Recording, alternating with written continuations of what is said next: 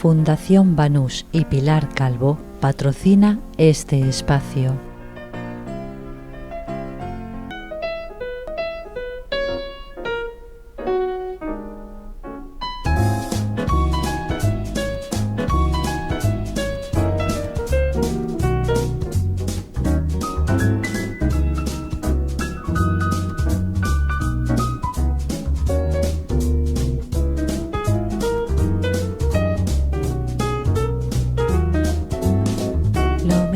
De cada casa. Buenas noches, bienvenidos a Lo Mejor de Cada Casa en M95. Yo no tengo la seguridad de si estos tiempos, cuando estamos finalizando 2023, son buenos tiempos para la lírica o no, o lo mismo son malos. Para salir de la duda, tengo aquí a un poeta que ha publicado recientemente su cuarto poemario. Ya había publicado anteriormente un primer libro que se llamó Talasa, otro Hijos de Afrodita, el tercero Cronos miente, y Caprichos de la Luz es el poemario que se ha presentado recientemente. Él es Miguel Tapia. Miguel, bienvenido. ¿Qué tal? Buenas noches, Paco. ¿Estos tiempos son buenos o malos para la lírica? Siempre son malos tiempos para la lírica. ¿Ah, sí? Sin embargo, sí, porque la realidad es una pisonadora y suele pasar por encima de cualquier manifestación artística o cultural, desgraciadamente. Sin embargo, tengo que decir que dentro de la literatura, de lo poco que se lee, desgraciadamente, la poesía está viviendo un renacimiento, especialmente, en mi opinión, de la gente más joven. Algún poeta importante dijo: maldigo la poesía de los neutrales. Sí. ¿El poeta puede ser neutral o no?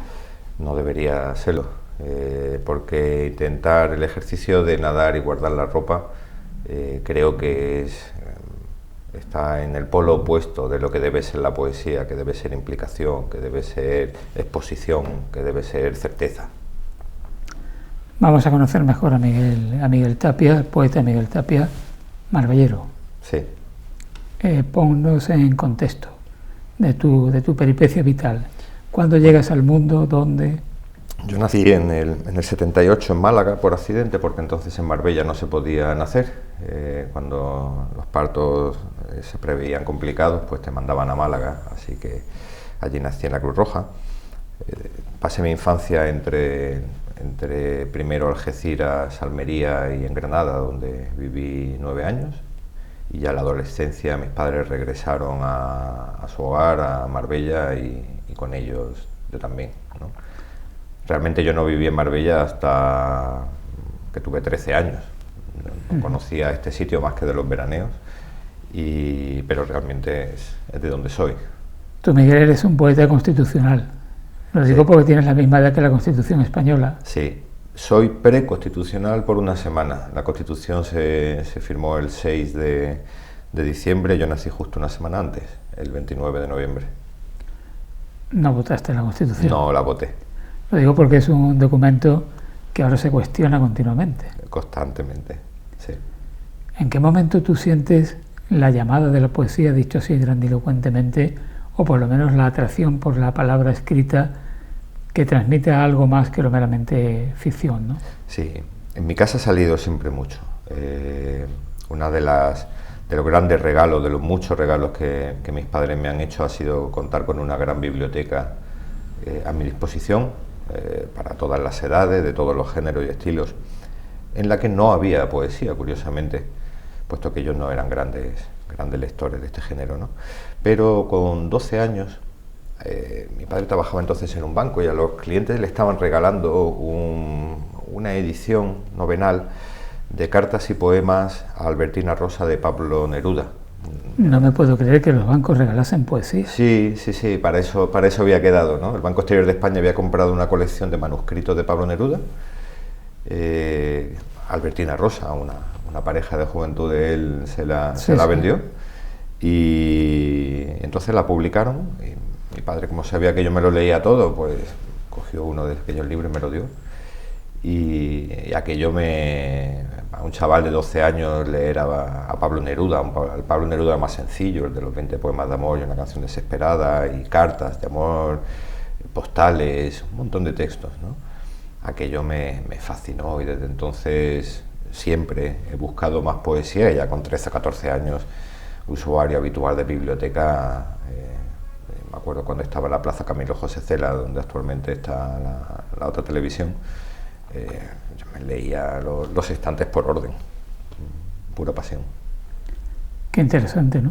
Sí. Lo digo porque los niños de esa época, como los de ahora, un niño aficionado a la poesía es sospechoso de algo. Sí. No sé de qué, pero sí, de algo es sospechoso, se sale de la norma. Como mínimo es sospechoso. Yo recuerdo, y creo que alguna vez lo he contado, que cuando mis compañeros querían ser futbolistas, astronautas, policías, bomberos, yo quería ser poeta.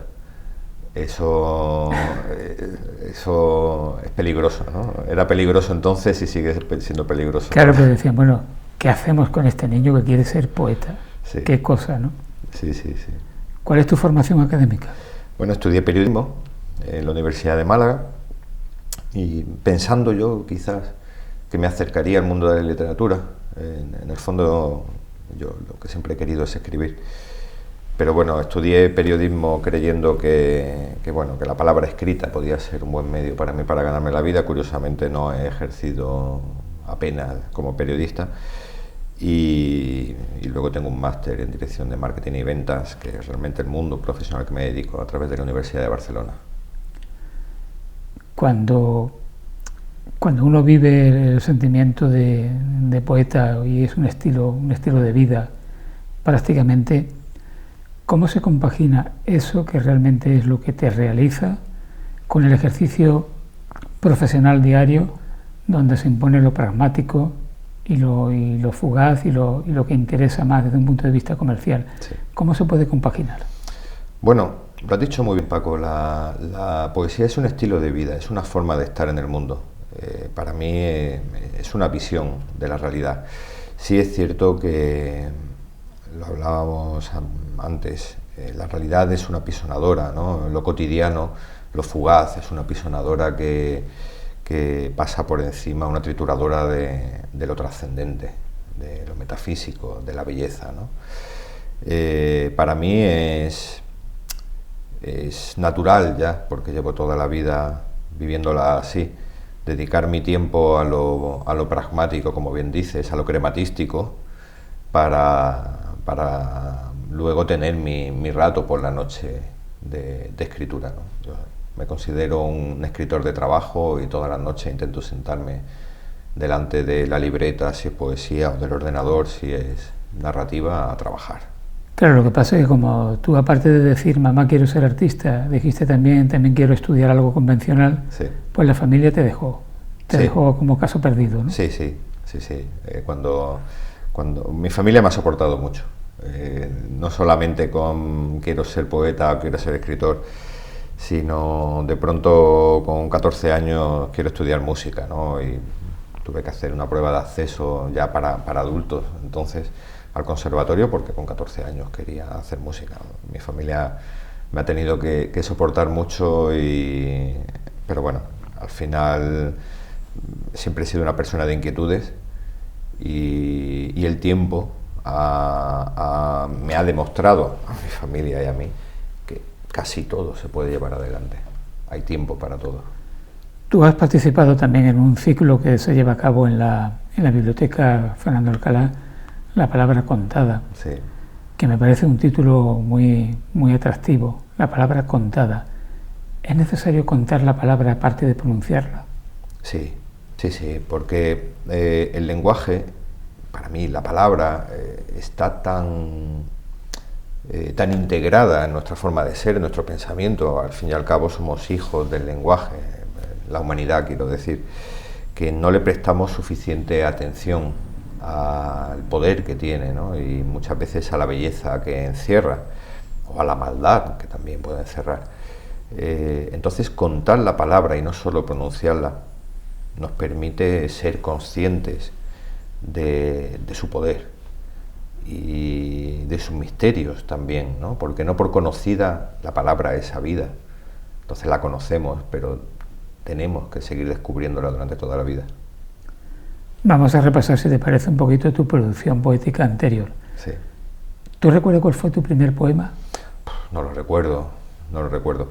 Yo he dicho que empecé mi mundo de la poesía de la mano de Pablo Neruda, ya que el libro, con 12 años, pero mi madre cuenta que cuando yo era más pequeño le escribía pequeños poemas de amor a una vecina que vivía justo debajo nuestro, en Granada, y se los lanzaba por el hueco de la escalera, ¿no?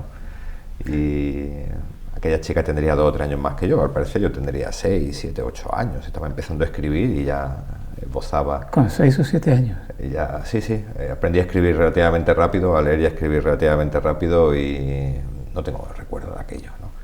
No sé decirte cuándo empecé, cuál fue mi primer poema, pero sí que recuerdo que con 13 o 14 años ya escribía habitualmente. Claro, empezaste a tener contacto con la poesía nada menos que con Pablo Neruda. Es un buen inicio. Hombre, eso digo, no te quedaste tú en lo pobre o en lo cotidiano, sino tú con avaricia. Sí. Bueno, fue lo que me cayó en mis manos en primer lugar. Sí es cierto que cuando empecé a explorar por mi cuenta, también al entrar en el instituto, los planes educativos, yo fui la primera generación que estudió la ESO. Tuve la opción de estudiar bachillerato, el BUP de toda la vida o la educación secundaria obligatoria, ese año de transición, ese curso, y yo opté por la ESO, por aquello de la novedad y porque decían que se trabajaba menos. Los planes formativos empiezan en el romanticismo, no me interesó Becker, y prácticamente se obvia toda la generación del 98 y se entra de cabeza en la generación del 27. Yo de la generación del 27 me deslumbró especialmente Gerardo Diego, ¿no? Un poeta no de los más conocidos precisamente, y sí recuerdo que el primer libro de poesía que yo me compré con mi dinero fue Versos Humanos, de Gerardo Diego, y realmente ha sido un referente para mí. A través de él ya conocí al creacionismo de Vicente Huidobro, ya fui profundizando en otros poetas de la generación del 27, pero sí, yo entré de la mano del chileno, del premio Nobel. La generación del 27, que nunca termina de tener un número determinado de poetas. Quiero decir que a veces hay algunos que se les considera, después se les deja de considerar, sí. Aparece algún poeta, sobre todo aparecen mujeres, sí, que las había, aunque no constase. Eso es. A veces la historia es muy cruel, y la historia descartó a las mujeres, a todas las mujeres, a pesar de que tenían una producción y una calidad no solamente comparable, sino al mismo nivel que sus compañeros masculinos. Pero menos mal, estamos recuperando esas escritoras, lo cual es hermoso porque es un descubrimiento. Yo, por ejemplo, hoy por hoy puedo decir que de la generación del 27, a quien más leo y con más satisfacción me genera es Carmen Conde. Es una escritora que me fascina. Y además totalmente olvidada. Completamente. Aunque en su momento Arset creo que fue de las primeras mujeres académicas de la lengua. Sí. Y bueno, aparecía mucho en televisión, hablaba y tal, desaparece y nadie se acuerda. Tampoco nadie recuerda a Gloria Fuerte. Efectivamente. Gloria Fuerte, que además ha quedado desgraciadamente como la poeta de los niños. Ha quedado en el imaginario colectivo, claro, tiene una profundidad. Tiene una obra poética de mucha envergadura. Sí. Y además, con la particularidad de que era una poeta lésbica, vamos, en su vida, ¿no? Sí. Que en aquel momento eso se obviaba, sí. Porque parecía que era un pecado mortal, ¿no? Sí. Hoy día, afortunadamente, se reivindica como tal. Bueno, ¿tú escribías poesía con la idea de publicar o eso surge posteriormente? Nunca he escrito con un propósito. He escrito por la necesidad, o más bien por la necesidad de expresarme, ¿no? Encontraba en la poesía un medio de expresión personal que me satisfacía, me ayudaba.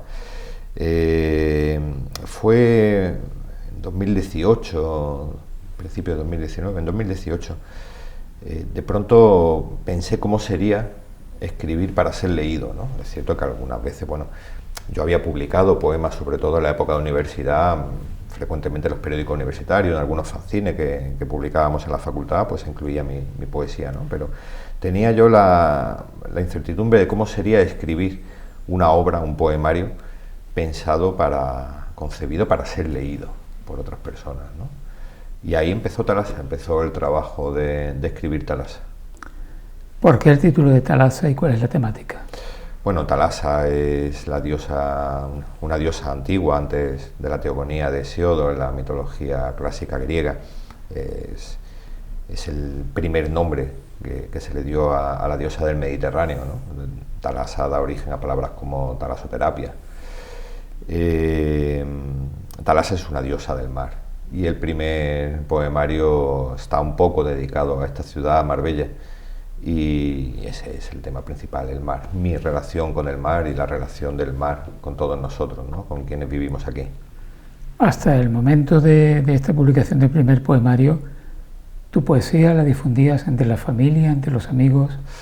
No, entre la familia y amigos no, porque ¿por qué castigarles con esto, no? Al final era más un ejercicio propio, personal. Sí es cierto que publicaba y bueno, pues cuando he tenido pareja sí la he hecho partícipe de algunos poemas, pero no, la poesía era para mí realmente.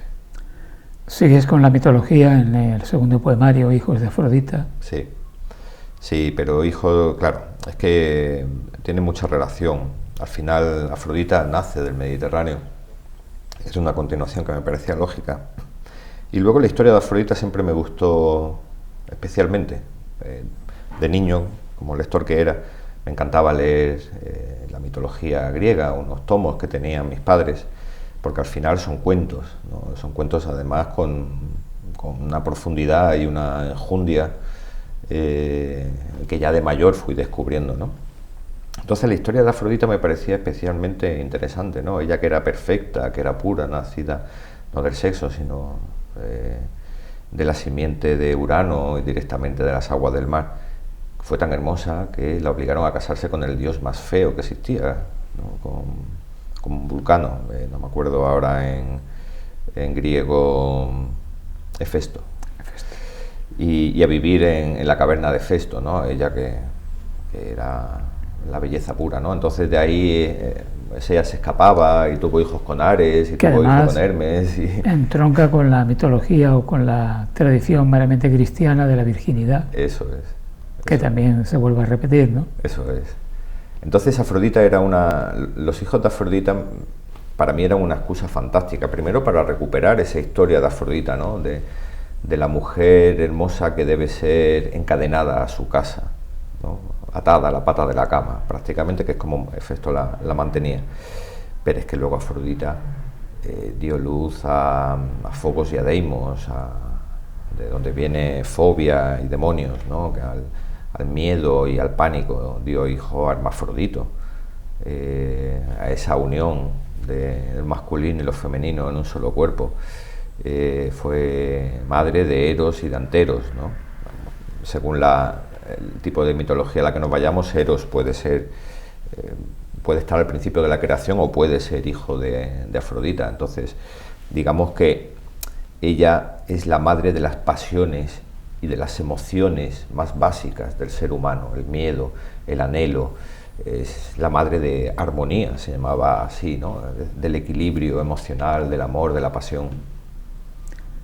En los tiempos actuales, donde de los planes de estudio se deja bajo mínimo la filosofía o las humanidades porque eso no reporta beneficios económicos, no tiene una faceta científica de avance técnico ni nada por el estilo, ¿esto para qué sirve? Porque muchos se preguntarán, ¿y para qué sirve esto? Bueno, yo creo que no es gratuito castigar las humanidades. Creo que tiene un propósito, ¿no?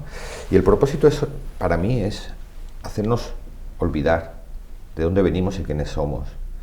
Al final, conocer la historia, conocer la filosofía, conocer la mitología, conocer las lenguas clásicas. No digo que todo haya que estudiarlo con mucha profundidad, pero hay que conocerlo suficientemente.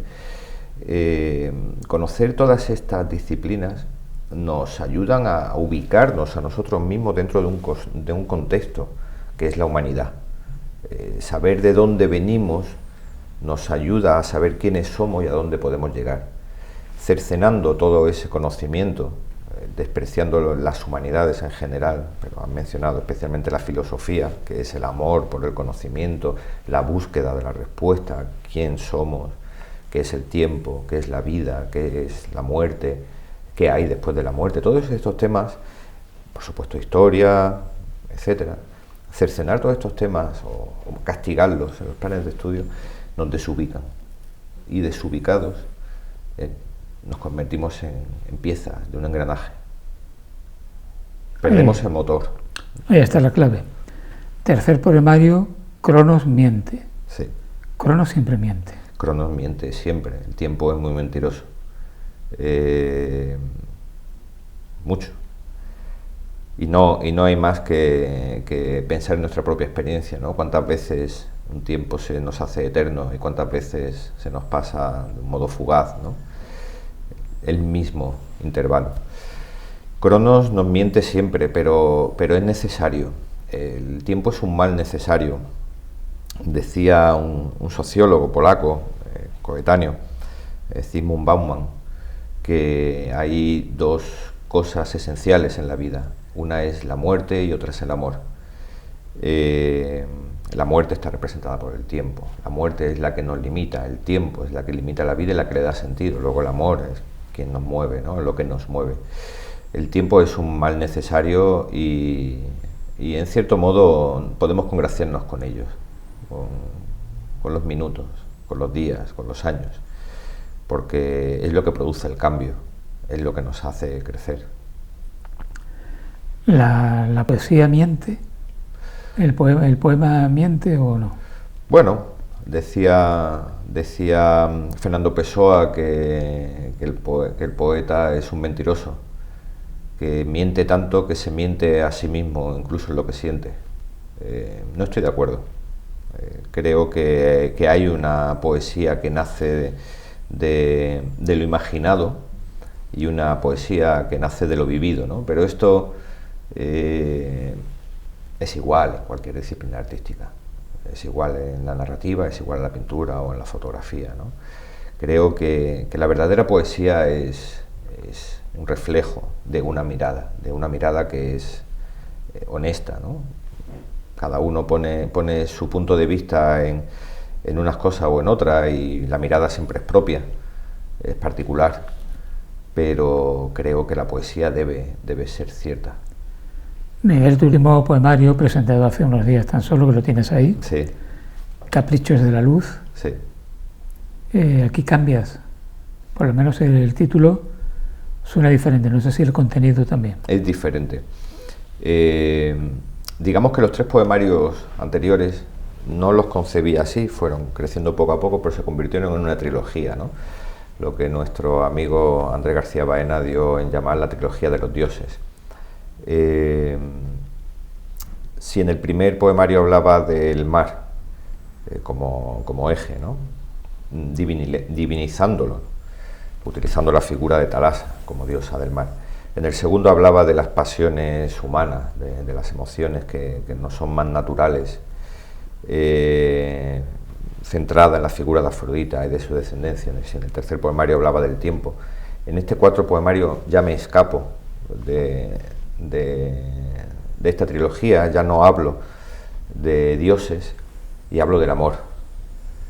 Pero creo que es una consecuencia lógica. Si antes utilizaba a los dioses como excusa para contar una historia, para aportar mi visión sobre las cosas que suceden y que vivimos, en este caso hablo de la divinidad pura, que es el amor para mí. El amor en un amplio sentido de la palabra amor, circunscrito a un asunto espiritual, platónico, carnal. ¿Cómo concibes tú el amor en ese poemario? Es una pregunta comprometida. Este poemario es un ejercicio de equilibrio, porque nace de una vivencia personal, de un espacio que mi pareja y yo hemos dado en llamar nosotros, ¿no? Este poemario nace de un nosotros. Sin embargo, siempre he tenido mucho cuidado al escribir poesía de amor para huir de la ñoñería y de esos poemas que están pensados para ser recitados al oído de tu amado o de tu amada, pero no para ser leídos por el resto de las personas, ¿no? Entonces, en ese equilibrio, naciendo de un espacio, de una vivencia personal, trato de buscar lo universal. Entonces, naciendo también de lo carnal, de lo físico, busco una reflexión más profunda y más amplia acerca de qué es el amor, de qué supone el amor en nuestras vidas. Claro, a la hora de afrontar ese tema tan universal como es el amor, hay concepciones poéticas muy diferentes, desde Pablo Neruda a Luis Alberto de Cuenca o a Pere Gimferrer, que son tres maneras muy diferentes de afrontarlo, pero en el fondo la esencia es la misma. Sí. Lo que pasa es que hablar de amor es como hablar del universo en general. Cada persona tiene su experiencia en el amor. Y además es un tema que se ha intentado definir de muchas maneras. Hemos intentado desde la psicología, la filosofía, incluso la medicina, hemos tratado de explicar qué es el amor, ¿no? Y sabemos un montón ya pues de los mecanismos químicos que se generan en nuestro cerebro, nuestro hipotálamo y por todo nuestro cuerpo cuando estamos enamorados, etcétera. Pero creo que en general el amor se mantiene en ese estado más cercano a la poesía que a la ciencia, ¿no? Es algo muy difícil de expresar, ¿no? Todos sabemos cómo se vive, cómo lo hemos vivido, pero es muy difícil de expresar en palabras. Entonces, por eso diferentes autores lo expresan de un modo tan diferente, ¿no? Lo afrontan de un modo tan distinto. ¿Un poema del libro? Bueno, buscaré uno cortito y que defina un poco la lentitud que mereces. Cerraré los ojos porque ansían lo que los dedos ven, el pulso en tu garganta, las axilas cálidas, el frío en la punta de los dedos de tus pies. Ven, que quiero leer la suavidad de tu pecho bajo mis manos y nuestro peso sobre las sábanas, perfecto en su suficiencia. Con la congoja por lo que es posible y tan grande que la voluntad no basta, déjame afrontar tu espacio con la lentitud que mereces. Lentitud versus rapidez. Sí. Lo frenético, lo fugaz, que es lo que impera hoy día. Sí. La lentitud está muy desprestigiada. Sí, pero esto tiene mucho que ver con mi mirada sobre la realidad. Yo soy un ferviente seguidor del vivir lento, a pesar de que no paro en todo el día. Dedicar el tiempo que las cosas merecen. Antes me preguntaba sobre el mundo de lo laboral, de lo productivo, contra el mundo de lo creativo, de lo espiritual, ¿no? Al final lo primero nos exige velocidad, ritmo, eficiencia, ¿no? Y lo segundo necesita tiempo, reflexión, pausa. Y yo en mi vida, a pesar de que tengo mucho de lo primero, siempre intento buscar las cosas que son importantes en lo segundo, esa pausa. Cada vez abundan más las personas que dicen: yo no veo informativos de televisión ni escucho los informativos de la radio porque todo es malo, todas las noticias son catástrofes y quiero aislarme un poco en mi mundo.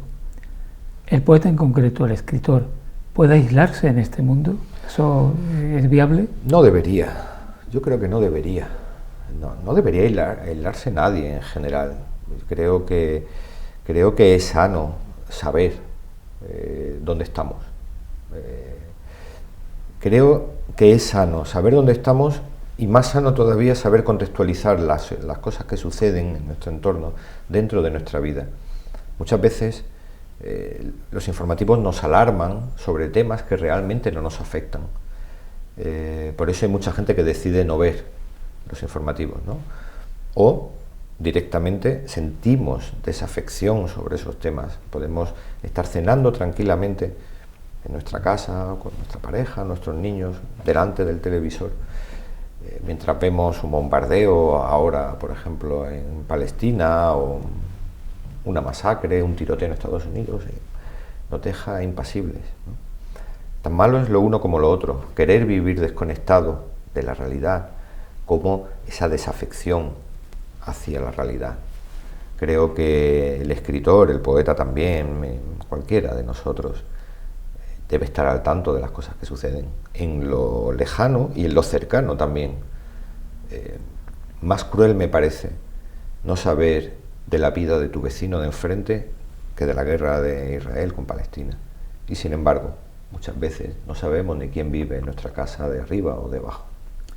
Y además la catástrofe nueva hace soterrar a la catástrofe antigua. Sí. Ahora no se habla de la guerra de Ucrania. Claro, sí, pero está en la agenda informativa. Tú conoces esto perfectamente, Paco. Yo me acuerdo cuando estudiaba que decían: un muerto en Málaga vale lo mismo que 10 muertos en España, que 100 muertos en Europa, que 1000 muertos en el resto del mundo. Es algo muy duro si lo piensas.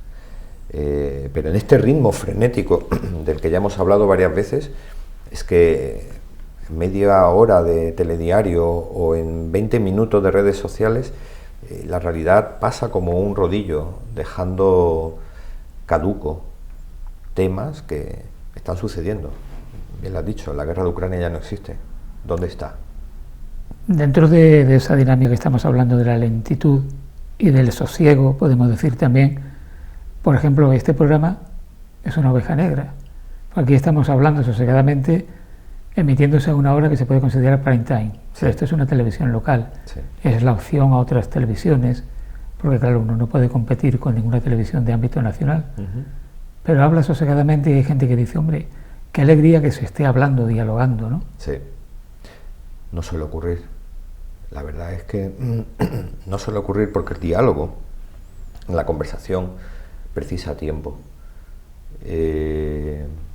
Porque para comunicarnos necesitamos tiempo.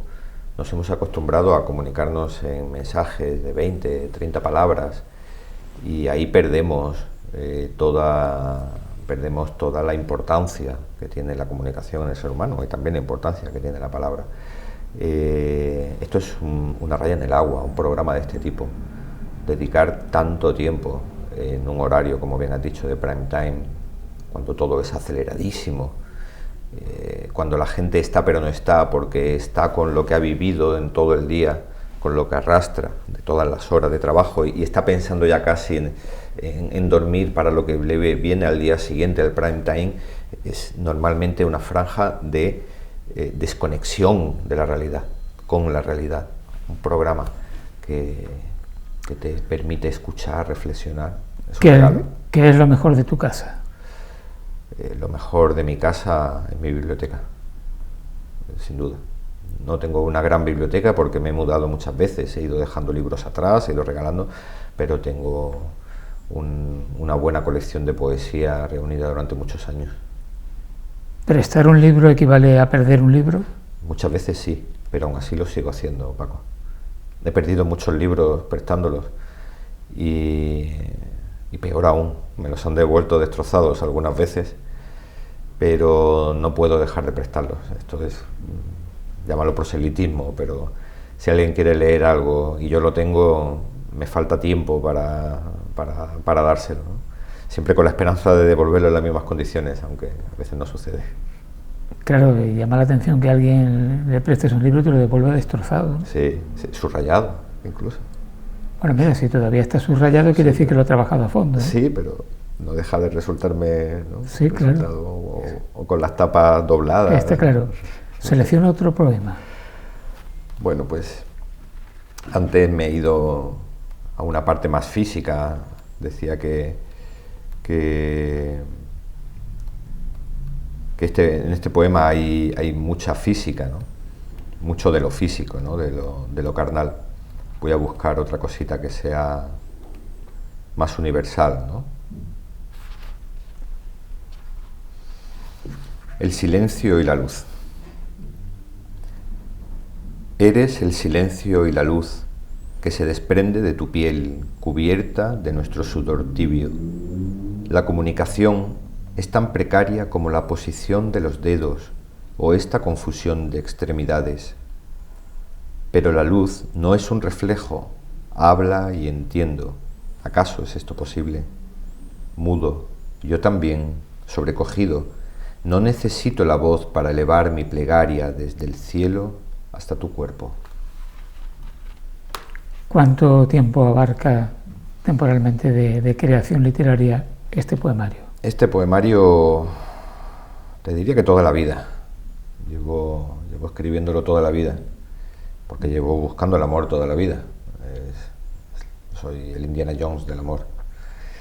Y realmente desde que escribí el primer poema hasta el último 7, 8 meses, no, menos, 6 meses, más o menos.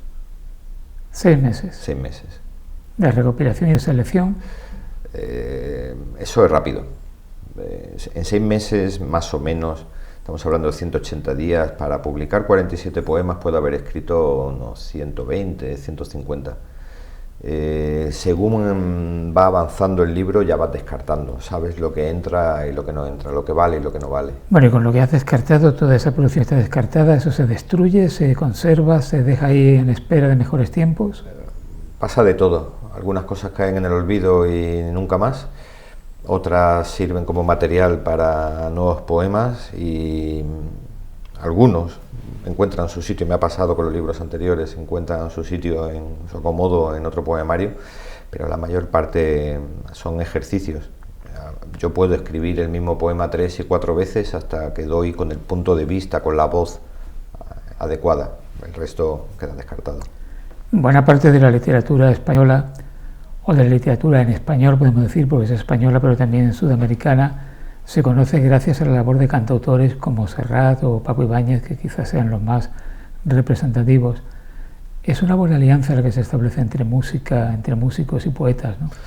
Es la alianza perfecta. Al fin y al cabo la poesía en su nacimiento se cantaba, por eso la poesía tiene su ritmo. Para poder memorizarla, ¿no?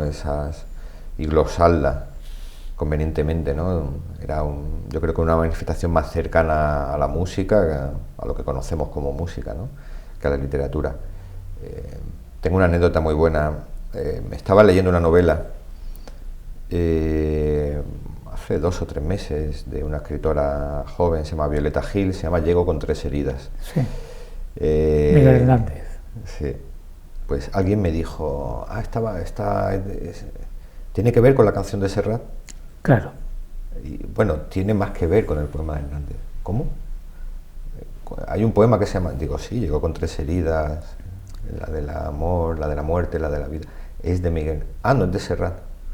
Serrat ha hecho más por Miguel Hernández para darlo a conocer que todas las bibliotecas. Sí, yo recuerdo una vez que precisamente escuchando el 4º movimiento de la Sinfonía novena de Beethoven, que alguien dijo, hombre, la canción de Miguel Ríos, sí. ¿Eso es de Miguel Ríos? Sí. Sí, en cierto modo ya también es de Miguel Ríos. También, ¿no? Es de Miguel Ríos. Sí, y los poemas o la elegía, por ejemplo, de Miguel Hernández, es también de Serrat, ¿por qué no? Y es de Harcha también. Sí.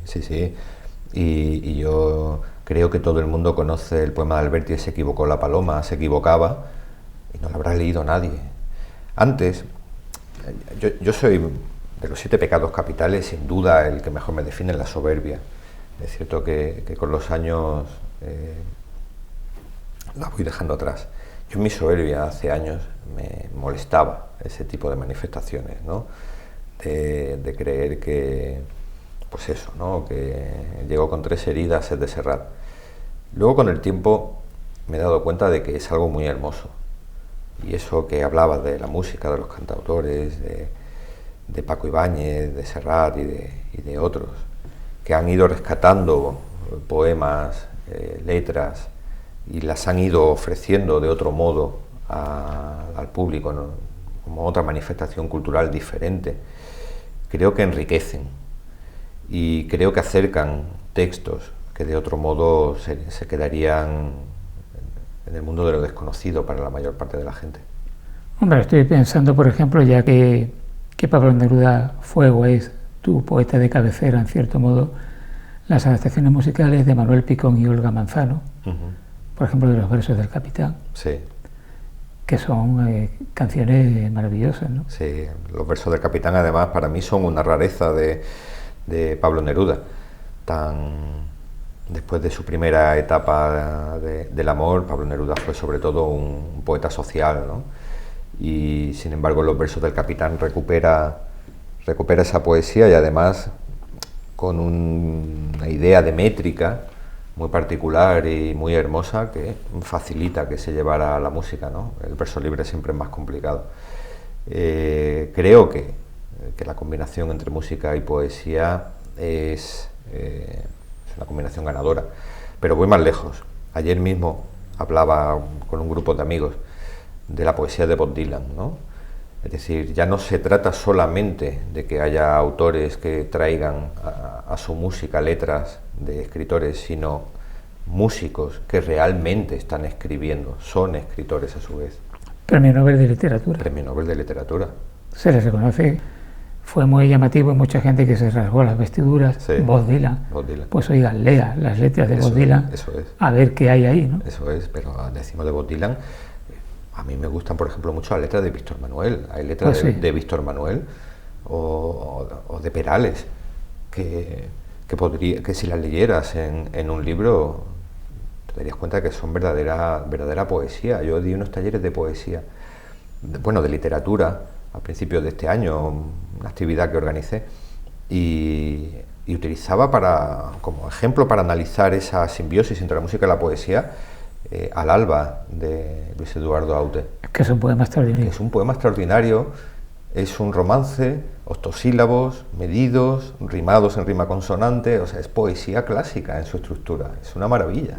Tú llevas un tiempo, Miguel, organizando encuentros poéticos, Sí, además con éxito. sí, parece ser que sí. Porque ya no es que los organices, sino que tengas éxito. Sí, y el éxito en estas cosas se mide ya no tanto por la cantidad de gente que va mucho, sino por lo mucho que se emociona. Decir que lo organizo es un poco, a mí siempre me da un poco de pudor, ¿no? Yo en esta actividad que di en llamar versos comunicantes, realmente la monté para mí. Pensé yo que en Marbella había poca poesía en general, ¿no? Y mira que hay presentaciones, y mira que tenemos Mar Poética en primavera, y mira que hay actividades, ¿no? Pero para mí siempre era insuficiente, no recitales, solo recitales. Entonces puse en marcha versos comunicantes, a ver qué pasa, ¿no? Y a ver qué pasa mes a mes. Toda la temporada pasada hemos tenido a 2, 3 poetas un sábado de cada mes. El sitio se ha llenado, la gente ha disfrutado, los poetas han disfrutado. Yo, por supuesto, que digo, lo organicé para mí y egoístamente lo disfruto muchísimo. Y ya vamos por la segunda temporada y aquello sigue llenándose, es algo sorprendente. Y además me recuerda un poco esa canción de Pedro Luis Guerra que popularizó Víctor Manuel y Ana Belén, Contamíname. Sí. Porque tus versos comunicantes hay una contaminación también, en el sentido de que acuden poetas de extracción muy diferente y de concepción de la poesía muy diferente, Sí. que van, por ejemplo, desde el que defiende el verso libre a quien defiende la rima, Sí. que es la eterna polémica. Sí, pero eso es lo bonito para mí de la poesía.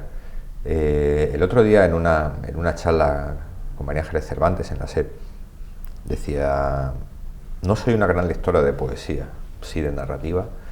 Y yo decía, pero porque no nos la han puesto a nuestra disposición cuando hemos tenido edad de descubrir la poesía, pues, del modo en que deberían haberlo hecho. Pero para mí la poesía es como la música, siempre va a haber algo que te guste. Entonces, ¿yo qué procuro? Llevar poetas muy diferentes, voces muy diferentes. Y han estado, por ejemplo, Agustín Casado recitando sus romanceros, además con la memoria prodigiosa que le caracteriza. Ha estado Agustín Hervás con sus sonetos rimados y con sus seguidillas. Y luego, por ejemplo, el mes que viene, el día 16 de diciembre, vienen 2 poetas tremendamente jóvenes, una Claudia Hernández con 17 años y Samuel Camino, que tendrá 20 y tantos, con una poesía completamente actual, disruptiva y para mí maravillosa, que es el polo opuesto. Yo creo, Miguel, que uno puede leerse una novela, un relato, tanto si es una novela larga o es un relato breve, y te puede parecer una obra maestra, y uno dice, bueno, esto es un pastel exquisito, pero le falta un poquito la guinda. Tú te lees un poema y el poema es la guinda de la creación literaria. Es el destilado, al final. Para mí, con la palabra se pueden hacer muchas cosas. Antes hablaba de la palabra contada, de la importancia de recuperar la importancia de la palabra y contarla, no solo decirla, ¿no? Yo creo que claro, ¿qué voy a decir yo, no? Lo más hermoso que se pueden hacer con las palabras es poesía, porque al final es su expresión mínima, es su expresión más fundamental, más destilada, más concentrada, es intentar despertar una emoción en la persona que está leyendo, conectar a través del poema al escritor con el lector, en unos pocos versos, a veces en unas pocas sílabas. El haiku, venido de Japón, tiene solo 14 sílabas en español, y José Luis Borges hizo del haiku una verdadera obra maestra de la lengua española. Cómo con solo 14 sílabas, 3 versos, se puede decir tanto. Cuando un poema no se puede leer en el idioma original, uno lo lee traducido, necesariamente pierde algo, ¿no? Pierde, gana por otra parte, pero pierde mucho. Es algo que me acompleja profundamente, no saber suficiente inglés para poder leer a los autores ingleses. A mí me encanta Walt Whitman, pero norteamericano, pero claro, en versiones traducidas. Yo no sé cuánto me gusta Walt Whitman de verdad. Claro, a mí me pasa eso con Emily Dickinson. Por ejemplo. Dice, bueno, realmente como lo decía. Eso es. Porque me han dado una versión castellana de lo que decía Emily Dickinson o T.S. Eliot. Sí. También uno dice, bueno, esto es una manera de escribir que como no lo leas en inglés y lo entiendas, no, sí, creo que pierde algo, ¿no? Es cierto que en España tenemos grandes traductores, y eso es una suerte. También es cierto que tenemos un idioma, una lengua muy, muy versátil, y entonces creo que no es difícil en la traducción captar los matices. Eso es lo que decía que se gana. Es decir, son poetas los que traducen a poetas y son escritores quienes traducen a los escritores. Entonces los matices creo que los captamos en la traducción. ¿Qué perdemos? La esencia misma de lo que ha escrito esos autores.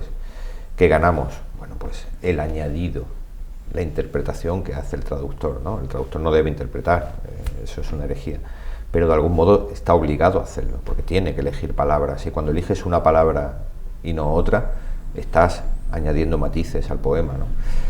Creo que la poesía, en un mundo ideal, la poesía en italiano, en francés, en inglés, debería leerse en sus idiomas originales, pero bueno, eso... A estas alturas de la historia de la literatura, ¿innovar en poesía sigue siendo posible o necesariamente ya hay un legado tan enorme que navegas en las aguas ya trilladas? Es una pregunta que me encanta, Paco, porque me da pie a hablar de 3 cosas. En primer lugar, innovar siempre es posible. Creo que el ser humano lo ha demostrado a lo largo de su historia, de la historia de la humanidad. Siempre se puede innovar, siempre hay margen para la evolución. Por otra parte, es muy triste que consideremos innovadores, y a veces nos pasa, por esa desmemoria de la que hablábamos al principio, consideremos innovadores a personas que están repitiendo fórmulas que ya existían hace 50 o 100 o 200 años.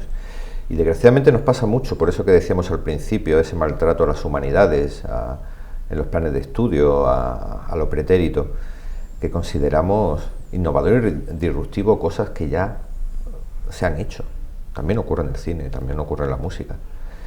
Y ya la tercera cosa a la que me da pie tu pregunta, tu comentario, es que creo que para innovar hay que conocer, porque para tú romper un canon, un esquema, una tradición, primero debes conocerla. No hace falta ser muy experto, pero conocerla al menos. Entonces, en poesía actualmente se están haciendo maravillas y también se están haciendo cosas que considero indignas de llamarse poesía, ¿no? Porque quieren romper con algo cuando hay autores que no se dan cuenta, que no saben ni siquiera qué es lo que están rompiendo. Y lo que están rompiendo es la poesía, el lenguaje en sí. Antes hemos hablado de letras de canciones de Víctor Manuel San José, por ejemplo, que son poemas, o de Perales. Sí. ¿Qué son las letras del reggaetón? Son una fórmula comercial que funciona, nada más. Esto es como la comida rápida, ¿no? Esto es como comer, porque hay que comer, porque hay que llenarse el estómago. Ya no digo ni nutrirse, hablo de comer. Nutrirse es otra cosa. Entonces hay fórmulas para comer rápido, eso es el reggaetón, pero la comida rápida nos nutre y además es muy pobre en sensaciones. No puede ser igual un menú cocinado con ingredientes de verdad, con cariño, con varios platos, con tradición. Puedo hablar de cualquier comida, a cada uno le gusta la suya, la que le preparaba su madre, la que le preparaba su abuela, que llevaban una lista a veces increíble de ingredientes, a veces no, a veces la propia simplicidad de la materia prima, ¿no? No puede ser lo mismo eso, que además era nutritivo, que un fast food cualquiera. El reggaetón es fast food. No podemos compararlo, para mí es otra cosa. Una pregunta recurrente, porque me interesa, porque creo que puede condicionar el contenido de un poemario. ¿Primero tienes el título y después el contenido, o al revés? No, al revés, al revés. El contenido crece como... Para mí el contenido crece como una gota que va cayendo sobre una superficie plana y se va derramando y va cogiendo su propia forma. Solo en el momento en que yo veo la forma, entonces identifico el poemario. Y a partir de ahí ya me dedico a trabajar en el poemario, pero para tener un poemario con su estructura, con sus partes, con su título, yo necesito primero ver a dónde va ese fluido, ¿no? Qué forma está adoptando. Y cuando ya lo identifico, entonces es cuando le pongo un título y lo trabajo ya como una unidad. ¿Estás trabajando ya recopilando, seleccionando poemas para un próximo poemario? Pues mira, ahora mismo no. Tengo que decir que he escrito mucho en los últimos años, tanto que he publicado en 2019, 2021, 2022, 2023 y ya tengo cerrada la publicación de un poemario para 2024 con una editorial, ¿no? Que tiene que esperar porque no pueden coexistir en demasiada cercanía dos libros. Pero sí que yo sigo escribiendo. Y los últimos meses, pocos meses, quizás del verano para acá, he puesto toda mi energía en una tercera reescritura de una novela que tengo terminada. Tercera reescritura porque las novelas hay que escribirla y volver a escribirla. Pues me has contestado la pregunta que iba ahora. Bien. Sí, vas a dar el paso a la novela. Sí, siempre he escrito narrativa, en forma de cuentos, relatos, incluso he escrito teatro. Y tenía ganas de afrontar una novela, llevo trabajando en ella 2 años y ahora, bueno, no es que tenga la poesía aparcada, porque en esa novela hay mucha poesía, pero después de tanta producción poética, ya digo, para el año que viene habrá otro poemario que ya está escrito y ya está en manos de la editorial, solo esperando a que pasen unos meses después de este. Me hacía falta descansar un poco y dedicarme a la narrativa. ¿Un libro que para ti haya sido imprescindible? Bueno, hay muchos y van cambiando con el tiempo. Mira, en poesía hay un poemario que lo leí y me cambió mucho y influyó mucho en Hijos de Afrodita y en todo lo que he escrito después, que se llama Violencia, de una valenciana, una escritora valenciana que se llama Viviana Collado. No es especialmente conocida aquí, pero es un gran poemario, ¿no? Trata el tema de la violencia de género con una visión hermosa, que consigue ser hermosa a pesar de su crudeza. Pero si nos vamos a libros clásicos o más conocidos, Seda de Alessandro Barico es un libro que en su brevedad me gustó muchísimo. Y hablando con mis sobrinas hace unos días, estaban leyendo El árbol de la ciencia Pío Baroja. De Pío Baroja, y decían, es que, ¿no? Como ese tedio, ¿no? Que tienen a veces los estudiantes cuando les dan a leer en sus planes formativos los clásicos. No sé si es lo más adecuado o no, pero yo tuve que decirles, yo disfruté mucho del Árbol de la Ciencia. A mí es un libro que me tocó profundamente. Y también otro libro clásico, Los planes de estudio, Niebla, de Miguel de Unamuno, también que es una extraordinaria novela. Sí, son fundamentales para mí, en mi vivencia como lector y como escritor. ¿Una película? Ayer hablaba de ella, La gran belleza, el italiano, se me acaba de ir el nombre, La grande belleza en italiano. ¿De Bertolucci? No. Es que no caigo ahora de quién es esa película. Sí. Es un clásico, pero bueno. Bueno, La gran belleza, Aprendiendo a amar, que es una película oriental. Y por supuesto, siempre, Muerte en Venecia. Claro, es que está Mann, está... Sí. Bueno, pues la estética que aparece ahí, ¿no? El tema de la belleza. La belleza. Que puede aparecer en un lugar tétrico como era esa Venecia afectada por la peste, sí. Y que además el viejo profesor lo encuentra en un efebo. Sí. Es muy llamativo, ¿no? Es hermoso. Es una gran historia literaria, pero es una puesta en escena cinematográfica de Visconti fuera de serie. Es extraordinaria. Yo, para mí, ese reflejo al final de la película, quien no la haya visto, como el profesor se... Di Bogarde. Sí. Di Bogarde se lucha contra su propia decadencia, intenta mantenerse bello a toda costa, ¿no?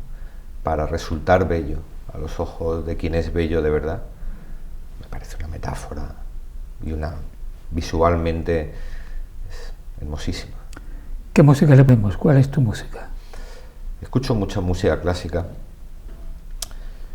Me gustan mucho los autores, la música clásica más contemporánea, los impresionistas franceses, Massenet, Ravel, y la música minimalista más actual, Bill Mertens, Max Richter, Philip Glass. Pero luego también escucho mucha música rock española, que precisamente también tiene letras muy buenas. Me encanta Extremoduro, me encanta Leño, me encanta Rosendo.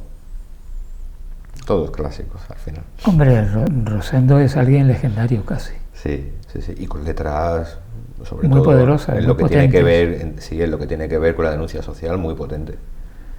Miguel, se nos ha ido la hora, pero yo quiero que seas tú quien despida con un poema que sea un capricho de la luz. Un capricho de la luz. Ese poemario que recién ha salido y que recomendamos que aquella persona que le gusta la poesía pues lo adquiera, lo lea y se lo comente a Miguel, que eso es importante. Sí, es importante para mí saber qué siente la gente, ¿no? Voy a buscar alguno donde la luz sea protagonista. La mancha del faldón de tu camisa, se llama. Abril palidece en lo que tus ojos brillan. La luz es voluble y busca aferrarse. Yo lo miro todo, cada destello, cada sombra. La mancha del faldón de tu camisa. La miro y parpadeo deslumbrado. Se me obturan las pupilas en un espacio que parece cada vez más grande, donde hasta el aire te pertenece porque eres tú quien llena de significado los volúmenes. Escuchas, pero la luz, pero ese gesto, pero tu cuerpo. Hablas, pero considero rogarte que te despojes de esa mancha y de esa camisa. Tienes la virtud, además, Miguel, que lees bien tus poemas. Gracias. Que no siempre los poetas leen bien sus poemas. Gracias. Caprichos de la luz, último poemario de Miguel Tape, con quien hemos hablado hoy en Lo mejor de cada casa. Gracias por estar ahí. Hasta la próxima. Fundación Banús y Pilar Calvo patrocina este espacio.